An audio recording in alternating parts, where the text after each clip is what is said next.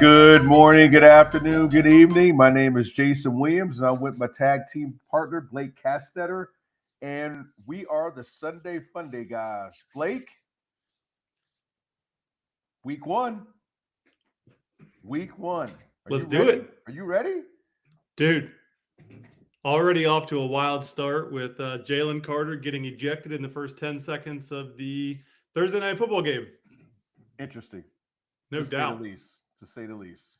We got an injury and an ejection. Cowboys, Eagles. Good rivalry. Of course. Man, I am to say I'm super pumped would be an understatement. Week one NFL season. We got the first weekend of college down. A lot of crazy stuff happening in college football, but we are here to talk about the pros. Week one notes for it, buddy? What do we got? Some recent changes, announcements, starters, right? You got Jalen Warren as RB1 and everyone's gem, Caleb at RB3. People were taking him in the 4th round, 5th round. Whoo, risky business. We talk muddy backfields. That's one of them. For sure. Ramondre Stevenson listed as RB1. Henderson, RB3. I don't think it stays that way long, but I got 3 letters for that. NFL, not for long. RB1 in Washington, Austin Eckler. Your boy. Everybody's boy, Mr. Bill McCoskey, RB4 on the depth chart. Like, that is preseason coach talk hype all day long. And everyone was wasting 5th, 6th, 7th round picks on this guy. Didn't touch him. I knew going ahead of Eckler. Yeah, I'm like, listen, why would a coach go with a rookie when he has a veteran? And he traded one of the veterans. So Austin Eckler was always going to be the number one guy, just because.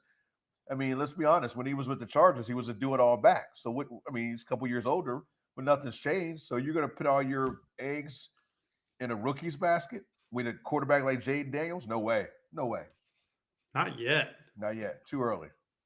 And then the news that got announced today, those of you fantasy people who took CMC, you guys got to be sweating now. He's already injured, limited in practice with a calf injury today. In the words of Scooby-Doo, ruh-roh. That's right. There's a reason they traded for Brian Robinson. Oh, man. Shanahan keeping it close to the vest again. I saw that news. I was like, you got to be kidding me. Woo-wee. There's some people not happy right now. Not happy. Including me. I took him in our league. We'll see. It's just a calf injury. Same thing he had last year. I know. That's the concern. End of the first round, I got him. I wasn't super thrilled about it, but he was best on the board by far. I get it. You got to do what you got to do, brother. Got to do what you got to do. So heading in this week, we got to get some fantasy sit starts. I know. We're back to our regularly scheduled programming. Yeah. And then survivor picks today. Yeah. Yep. We gave out a lot of content over the past 3 weeks, as we said, but now it's time to start to get back to our regularly scheduled format. Programming. Script. Yeah. Sure. So we're going to start with start sits at QB, running back, and wide receiver, and tight end. And then we're going to give you our survivor picks. Ooh. Man, week one is always interesting, buddy. Ooh, man. And one of the top 5, if I remember correctly, the top 5 picks were included the Eagles. And right now, dogfight. Careful. Dogfight. Man, you just got to get through week one. Let's be honest. Yeah. We'll get to that in a minute. Well, let's start with the starts and sits. I'm super pumped. I want to get to the survivor thing right now, but we got some work to do first. Well, let's start with the quarterback position, Blake, and I will kick things off. So my start of the week fanatics is none other than Jordan Love. In my opinion, and I'll state this again, in my opinion, he's poised to have a great year in terms of fantasy. Now, before I get into 2025, let's go back to 2024 a little bit. Got hurt in the first game last year in Brazil, hurt his knee. I'm not sure he was ever 100% last year. I think they rushed him back a little too early, but when you got a franchise quarterback and you're dependent on him, even though he sat out a few games, I still think they probably should have kept him out longer, but it is what it is at this point. the position that let him down the most last year was his wide receivers. Oh my goodness. In 2024, that group led the NFL in drops with 33 drops. And second and highest drop rate at 6.9, almost 7%, which is unheard of. That's high. Now, let's fast forward to 2025. Jordan Love is healthy. I know he had the thumb injury. Not worried about that. They drafted a wide receiver in the first round for the first time since I think Javon Walker. I think that was the last time they drafted a number one receiver. Yeah, that's a blast from the past. Still has Josh Jacobs in the backfield. And although some of them are hurt, they have all their receivers coming back. So a couple other tidbits. I cannot believe that wide receiver core will have the highest drop rate this year. I mean, 6.9 in back-to-back years, highly unlikely. No way. Don't forget about the Micah Parsons effect, too. We talk about a lot of coaching effects. I think there's going to be a Micah Parsons effect if he's healthy and plays, which is a whole nother question. But if he does what he's supposed to do, you can bet on them getting maybe another 1 to 2 extra possessions a game with the force that he is on the defensive end, causing fumbles, causing sacks, whatever. Look for Jordan Love to hit elite quarterback status, Blake, in 2025, and it starts on Sunday. So you're not concerned that Detroit's defense, which was very good in the first quarter of the season, is back to healthy again? They may be back to healthy, but they still got to play. They haven't played together yet. So that's always, I mean, Hutchinson's back. I get all that. But on paper, yeah, they look pretty good, but you still got to put it all together on the field. And I'm banking that Green Bay, that offense is, I mean, they would be the equivalent of the Bengals in the NFC to some respects. They don't have like solid 1 or 2s, but they got plenty of weapons, and they got a sweet quarterback. Love has not done well in his last 2 home games against Detroit with 1 touchdown and 3 INTs. So I'd understand last year's, but last year and the year before. So little cause for concern, in my opinion. Not at all. No? Not worried. All right. Not worried. So I'm going to New England and Drake May for my start of the week at quarterback against Las Vegas. I've vocally, outboundly said I'm high on Drake May this year. And I think he kicks off this week against the Raiders. He was behind an awful offensive line last year. No real threats on the outside. And quietly in the games that he actually played 90% or more, he was QB 11 on the year on a points per game basis, including an average of 36 rushing yards per game, which was 5th highest in the NFL.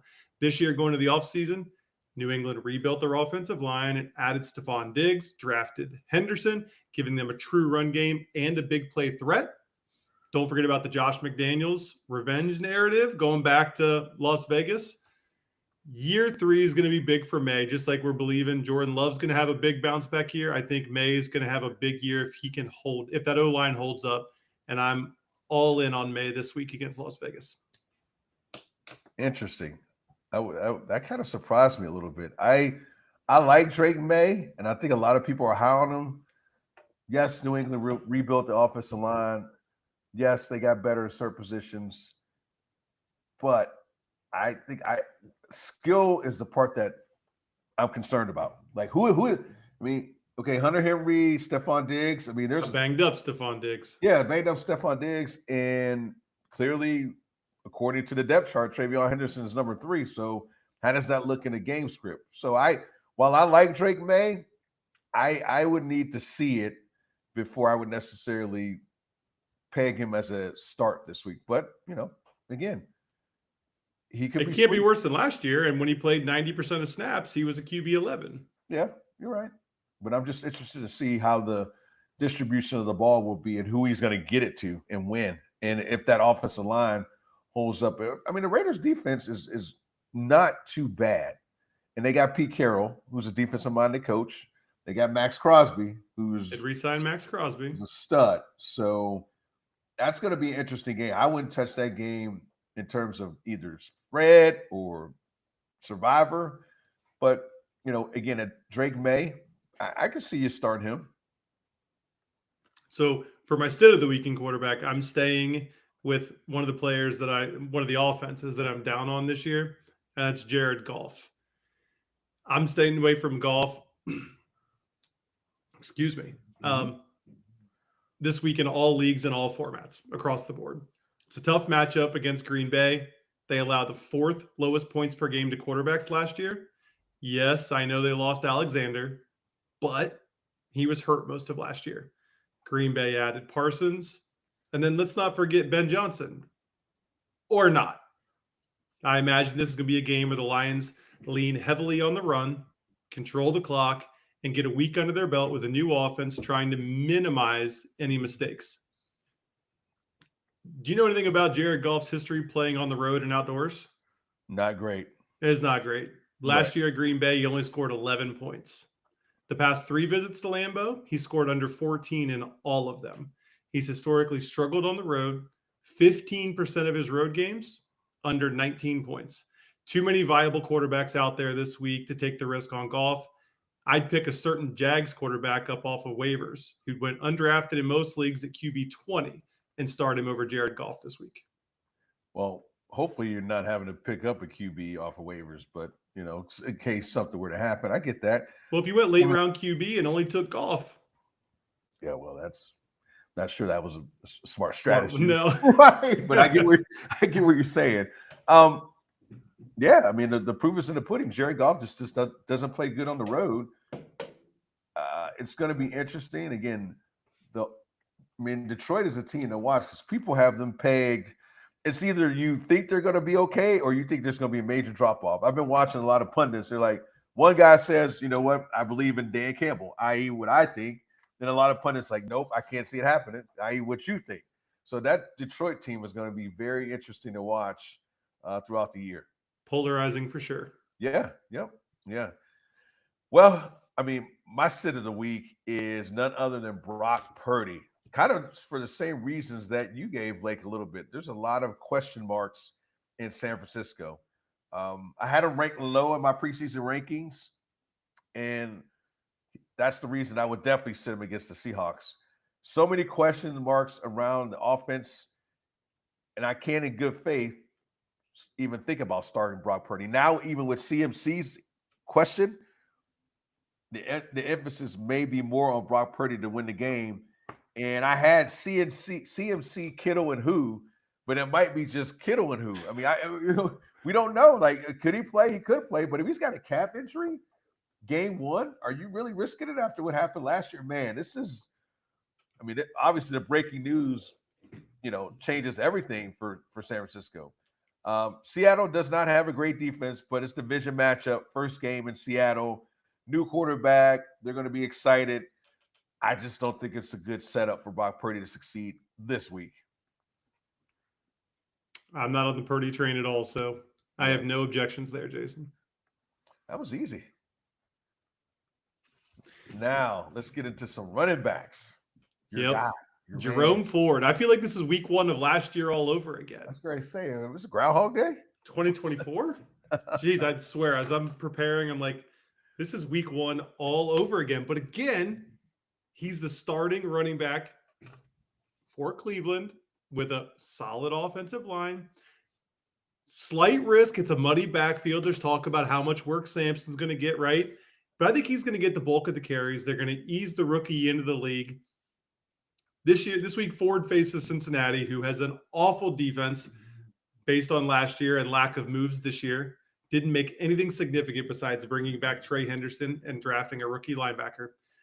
Last year, week 16, Jerome Ford had himself a day against Cincinnati. 11 carries, 92 yards, a touchdown, 5 catches, and 39 receiving yards, upwards of 24 PPR points. Currently ranked as an RB3 at running back 34. He can be safely started this week, and I anticipate he ends up in the RB2 range this week. Listen, another one I can't poke holes in it. The Bengals defense is the Bengals defense, and until we see otherwise, based off the stats you gave me for what Jerome Ford did last year, he's definitely a running back 2. Solid running back 2. So he's going to put up numbers. We know it. Yeah, I think that's a great start. Like if you have a running back by committee issue, and you have Jerome Ford, I wouldn't even mess around with it. I would start Jerome Ford, no question. What Yep. muddy backfield would you pick Jerome Ford over at this point? Oh, that's a great question. Minnesota's. Mm-hmm. Yeah. What about New England? Would you start Henderson or Stevenson over him? No, I wouldn't.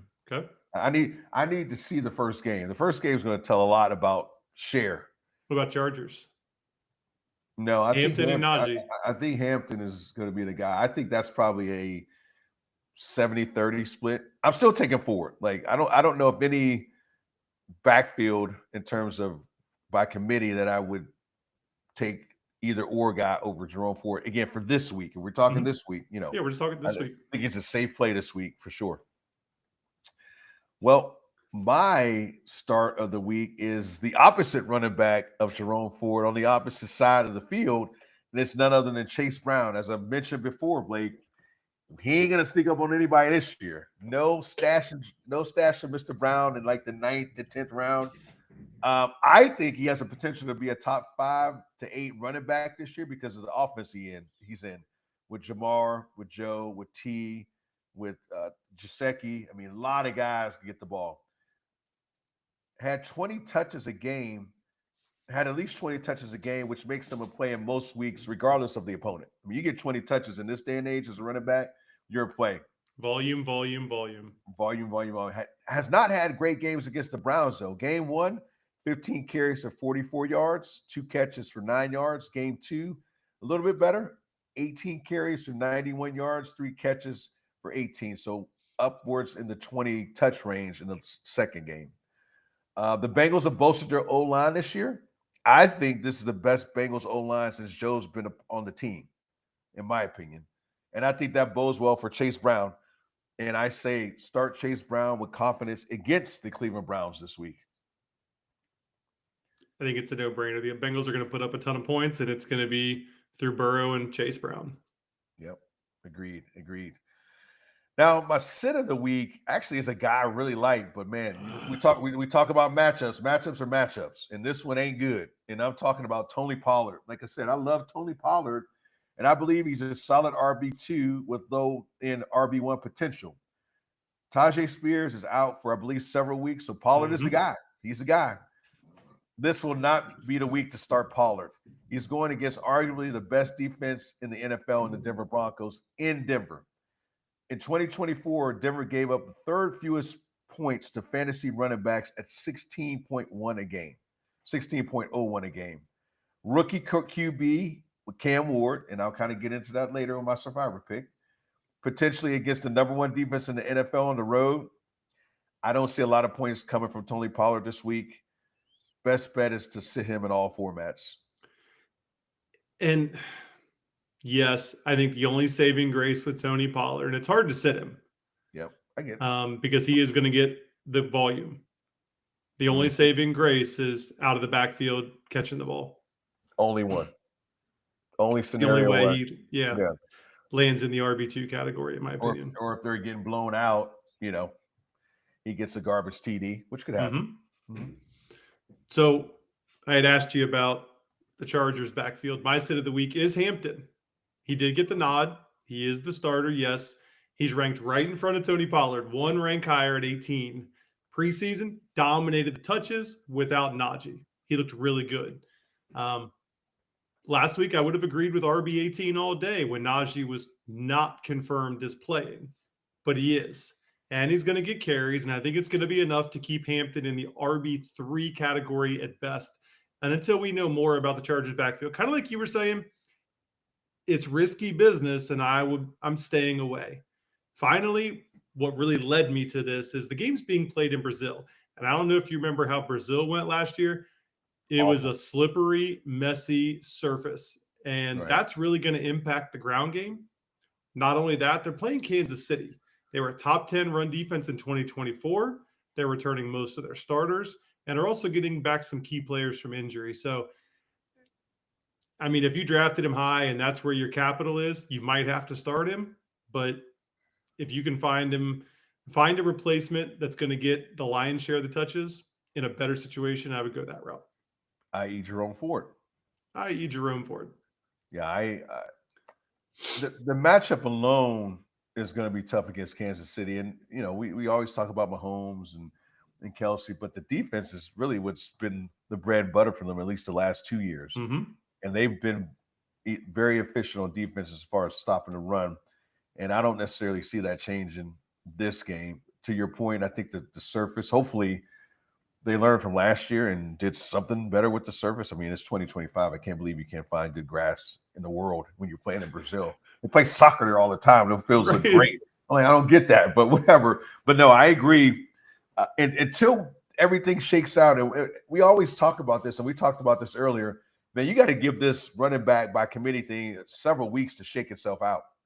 Now when Najee playing, we have no idea. I saw him, running around. He looked pretty good. I mean, for whatever that's worth. And it was just an eye injury, wasn't it? Like he got poked in the eye or something. Yeah, he had some firework issue with his eye. I don't know how that happens, but anyway. But yeah, and we know Harbaugh likes to run the ball. So we'll get a good indication after this game, kind of where things are going to sit. Maybe after the first 2 games with the Chargers. But you're right. Definitely would be more apt to sit him this week and let things kind of shake themselves out. Yep. Don't want to start off on 0-1 by picking the wrong back in a committee. Ooh, how frustrating is that? I think we've all done that. Mm-hmm. And it's not a good feeling. Not a good feeling at all. Let's go to the wide receivers. So my start of the week at wide receiver is Drake London. Yes, he has a juicy matchup against the secondary in Tampa that was one of the worst in the league in 2024, ranked 28th in fantasy points allowed to wide receivers. Think about what Drake London did with Kirk Cousins at the helm for most of 2024. Great year. Now he's got Michael Penix Jr., who has everything you want in a QB. He's got a strong arm. He's accurate, can move, and more importantly, he played last year, which I think is going to help a ton as he starts off this year. Drake London will be the beneficiary of a much better quarterback play in Atlanta. They will for sure test the Bucs secondary on Sunday, no question. They're gonna test them and say, okay, are you better or are you the same or worse? I can't believe it'll get worse. Yeah, and so I'm shocked to see Darnell Mooney sitting on waiver wires in most leagues. Yeah. After what he did last year, he was a starter. They were both starters week in and week out in fantasy last year. Solid 2 receivers. Solid. Yeah. Yeah. Yep. I know he's a little banged up right now, but yeah, I drafted him late in a couple of my leagues.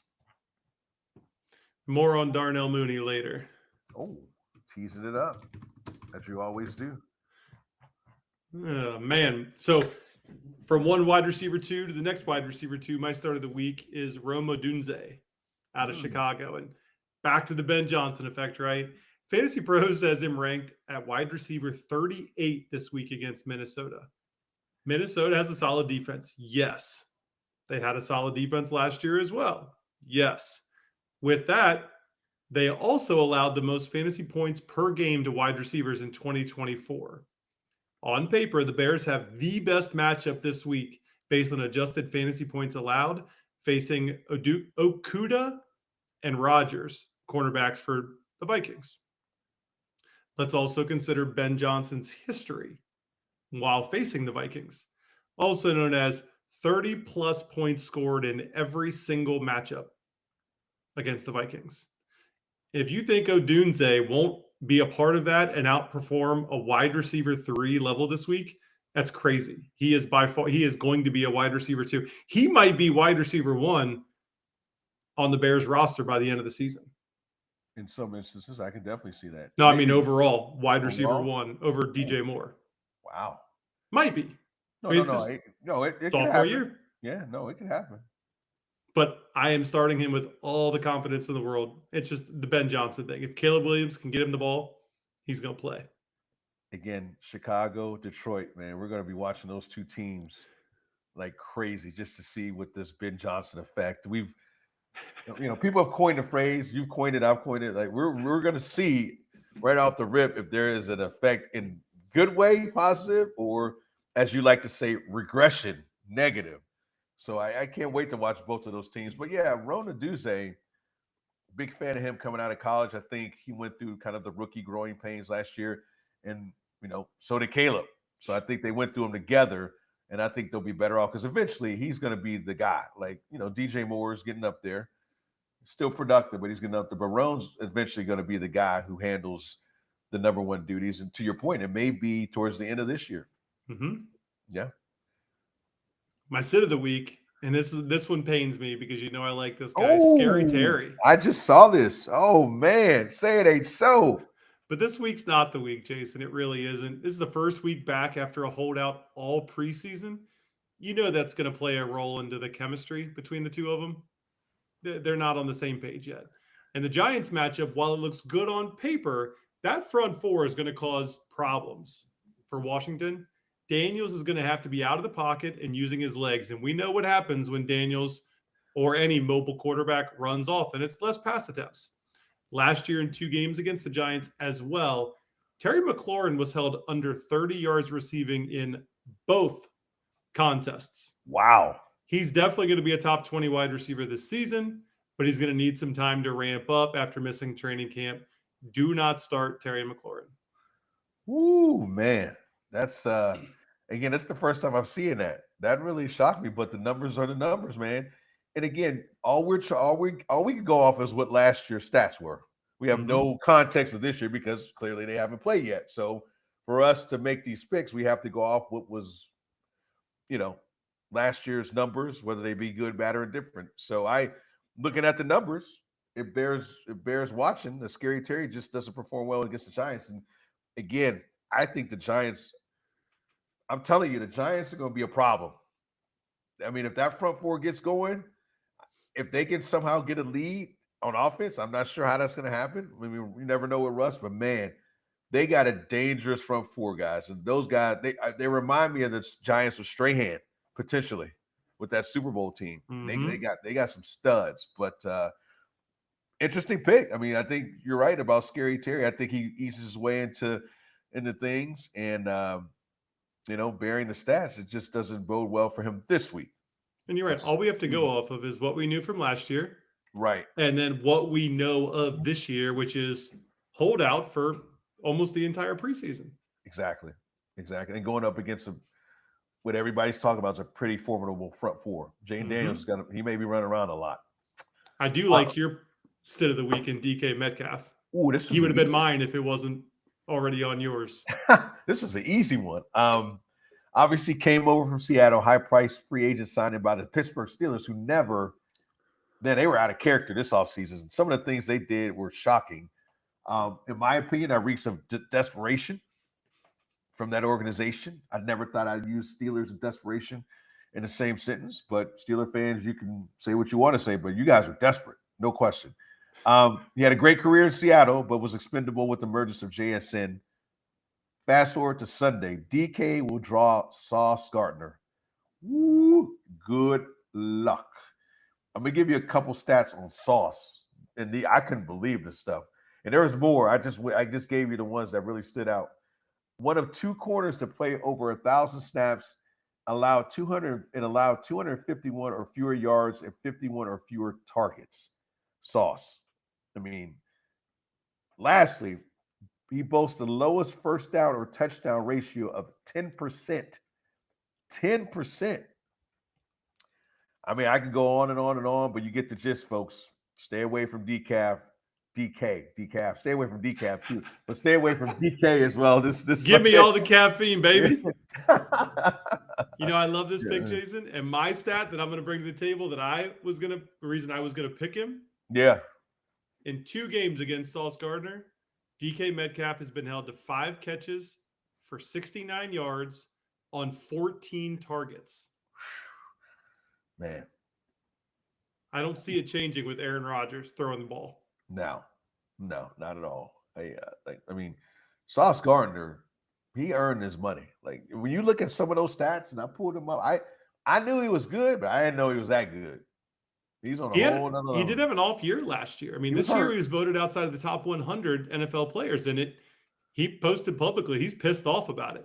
Well, that's crazy. I don't care if he played 1 game; he's still better than half the corners in the league. That was crazy. But he was hurt. He had a bunch of injuries. The Jets paid him well. I think he's going to prove a lot of people wrong because he is definitely one of the 100 best players in the NFL. No, I mean, he's doubt. a top 6 corner.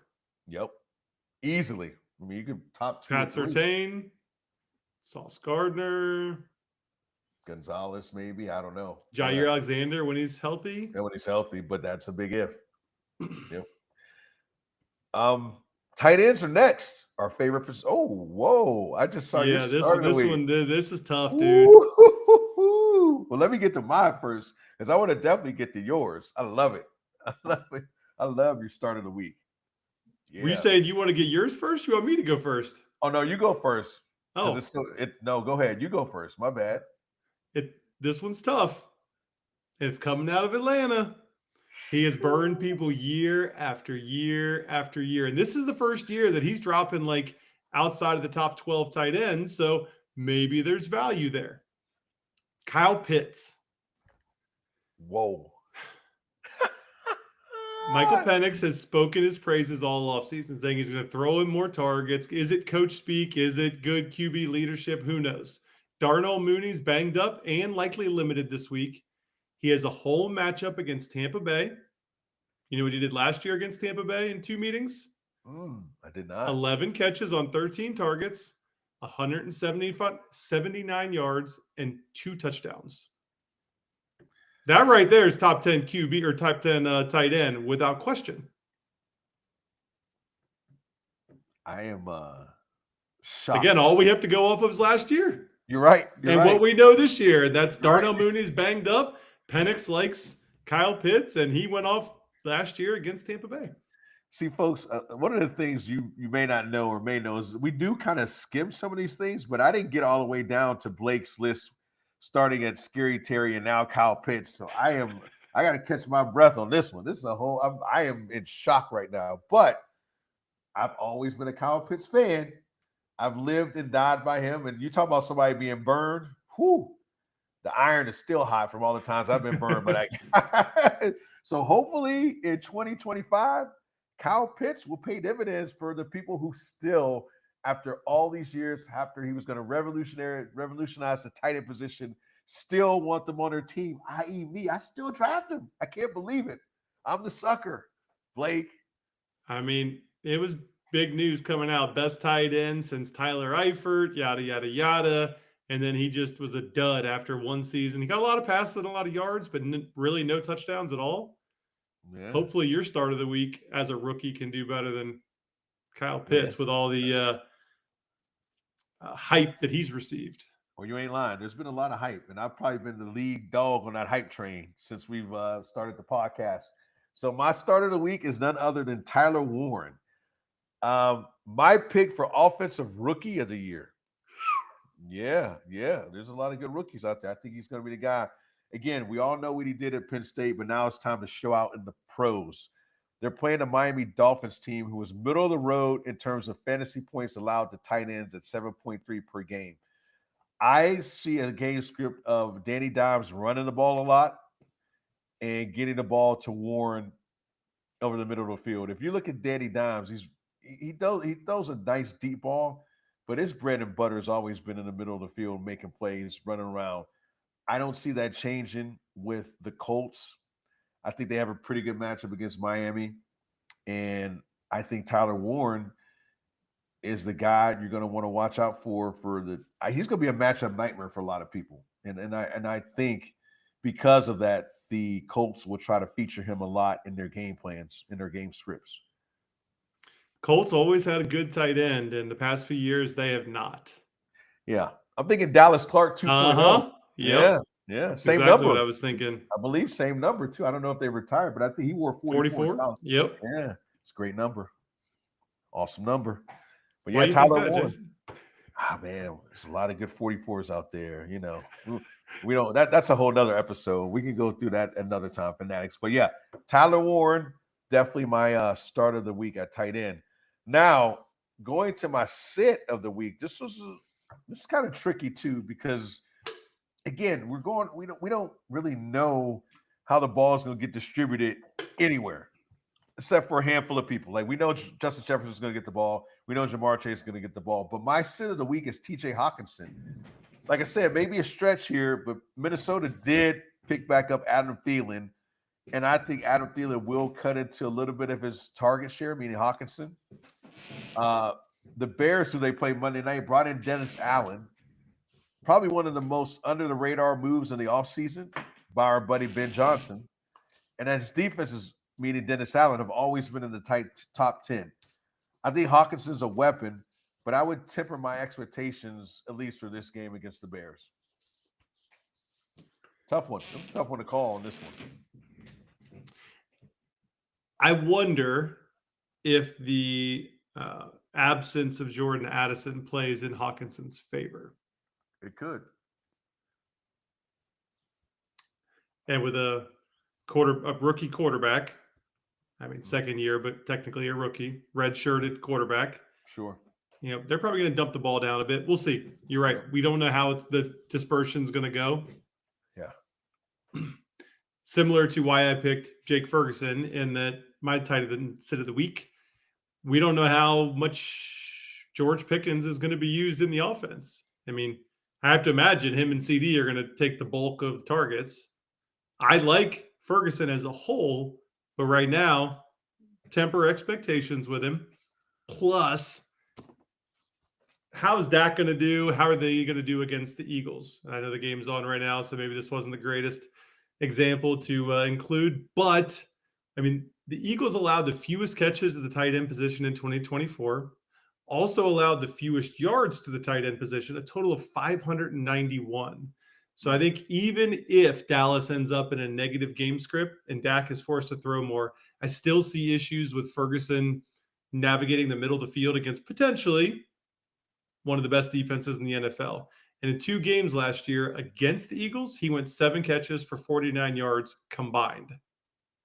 Yeah, and really good stat. I haven't looked at my stats so far for Ferguson, but I don't think he's doing much.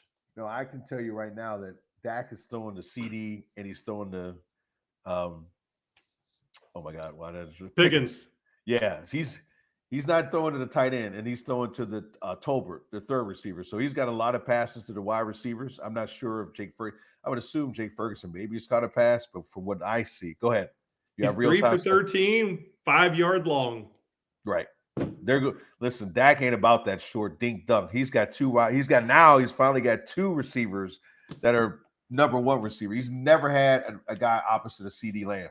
I mean, you could say Cooks, but that doesn't count. Like, this Pickens is a true number 2, borderline number 1. So I think Jake Ferguson is definitely going to suffer because of that. And then they had Miles Sanders, not Mike, but Miles Sanders. And I saw him catch a couple balls out of the backfield as well. So I think Jake Ferguson is going to struggle to put up numbers consistently. Like, he'll have games where he does all right, but the consistency won't be there.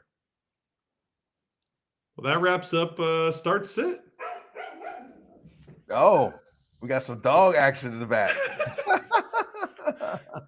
Somebody either liked or did not like our starter sits. So right, jeez. Talk about that one. So I added some notes here. This is where we get into a couple more players. So I always like to look ahead to the waiver wire and try and get ahead of the waiver wire. Mm-hmm.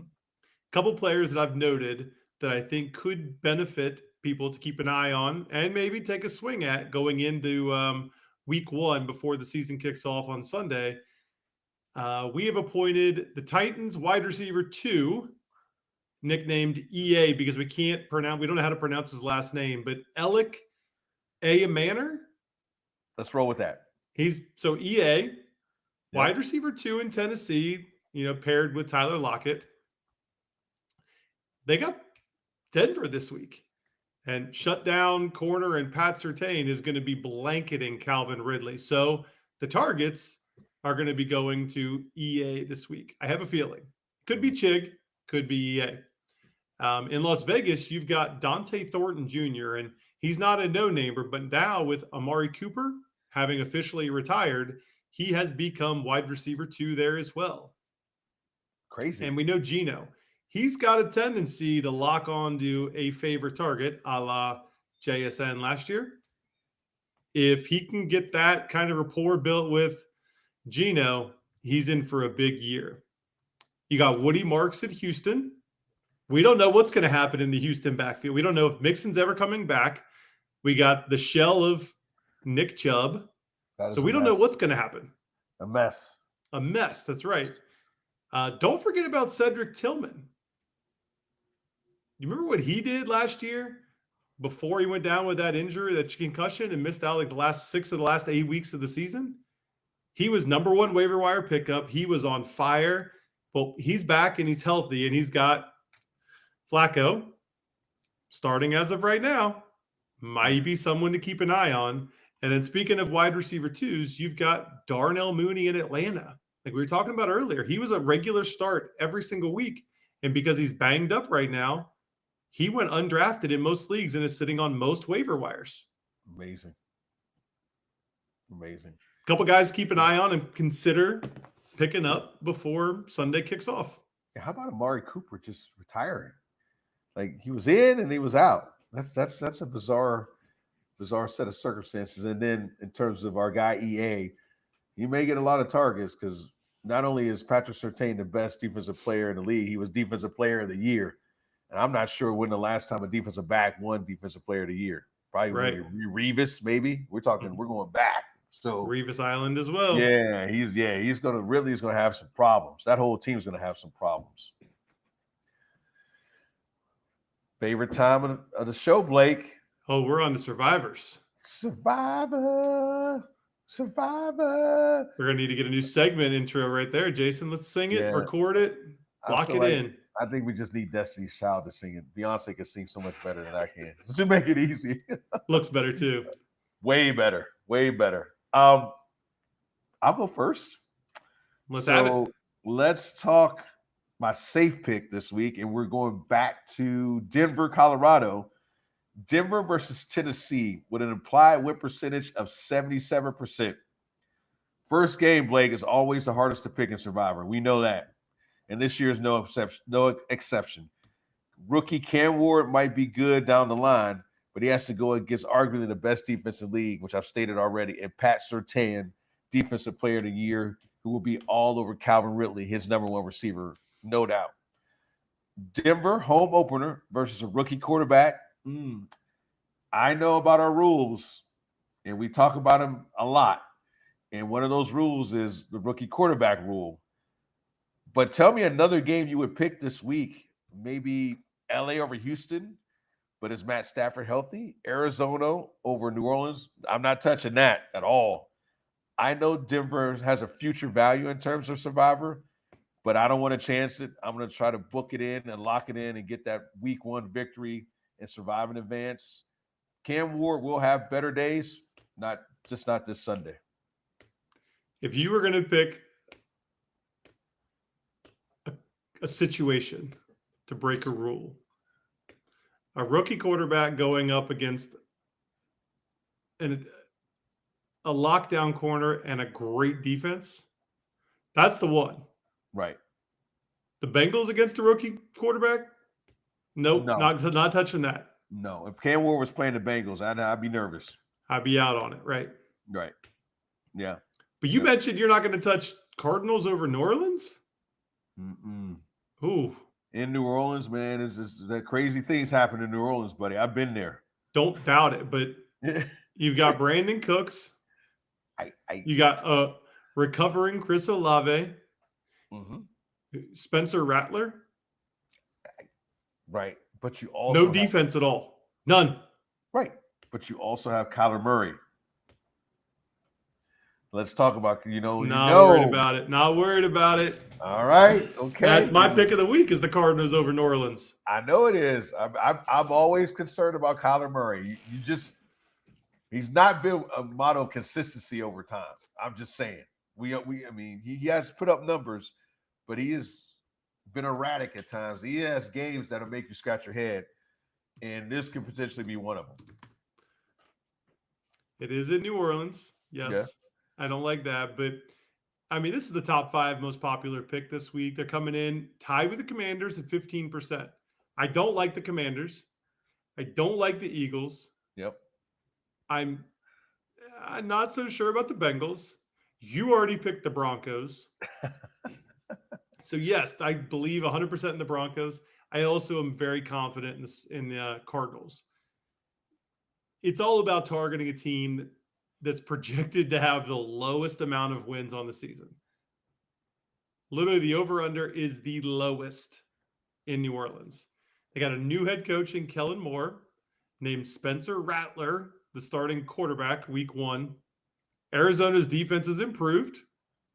They improved last year at the end of the season, if you remember. They were causing all kinds of problems. They brought in Calais Campbell on a 1-year deal. They signed Josh Sweat, and they spent their first 5 picks in the draft on defense. Right. They also have the lowest future value amongst the 5 most popular picks this week, including Broncos, Bengals, Commanders, and Eagles. No, I'm all about it. I think you just don't like Kyler Murray. I'm just saying, like, again, it's game 1. Crazy things happen. They should win, and they should win by a lot. But, and I don't like to revisit the past, let's talk about Bengals Patriots last year too. Well, that's why I'm picking the Bengals over Cleveland as my caution pick. Oh, how about that segue, folks? And week 1, Bengals. So checks 3 boxes of concern. Division game. Giving me PTSD right now. Go ahead. I'm listening. Road game. And Bengals' recent history of slow starts. Oof. And we all know the Bengals have way more offensive firepower than the Browns. So if you're willing to risk it, this could be a great play, as the Bengals don't currently have much future value at all. But it's a division matchup on the road, and the Bengals are known for slow starts. I wouldn't touch it, but if you got the kahunas to do it, more power to you.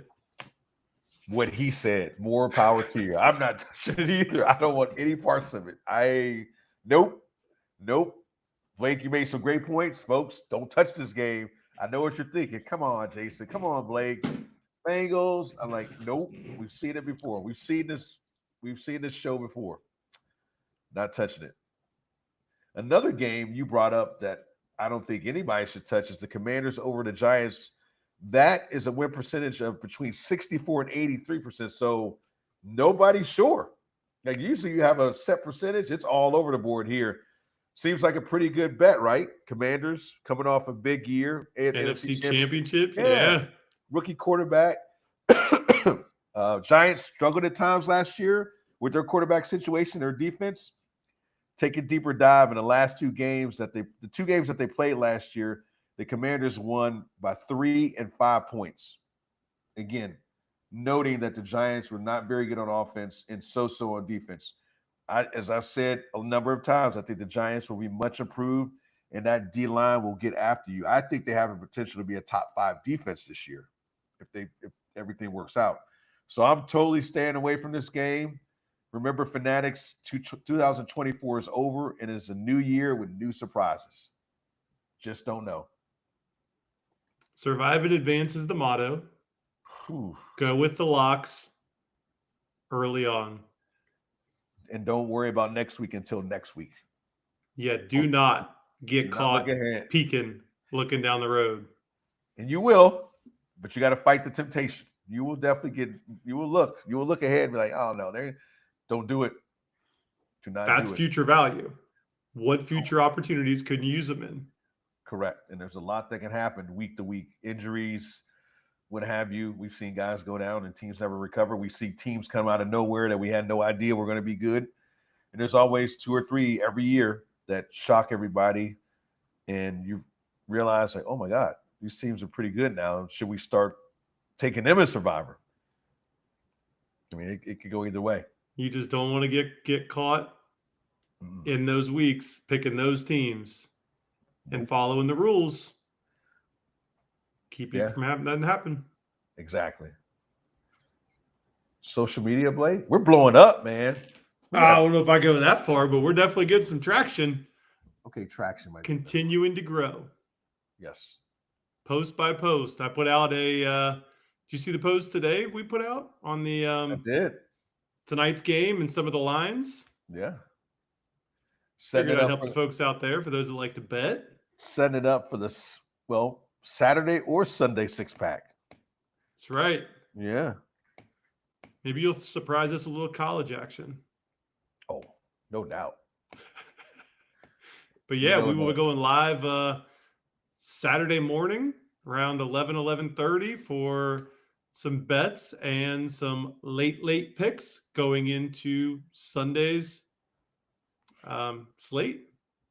Man, it's here. I can't believe it. So yeah, follow us on Facebook, join in the conversation, join in our fantasy football advice group on Facebook. Ask questions, answer questions, give your opinion, tell us we're dumb. We love it. Please do. Yeah. We like we appreciate the follows and the ratings and the 5-star reviews on Apple and Spotify. Instagram, YouTube, like and subscribe. Turn on those noties, as the kids say. They say that? Noties? Yeah, turn on the notifications. Noties. Why do they always shorten words, man? It's ridiculous. Come on, man. Be original with it. Like, that's not original. All right. Okay. Have anything else to add, buddy? We're good? All right, fanatics. Well, that's a wrap of this episode of the Sunday Funday Guys Fantasy Football Podcast. And remember, fanatics, make this Sunday your fun day. Sunday Funday Guys out.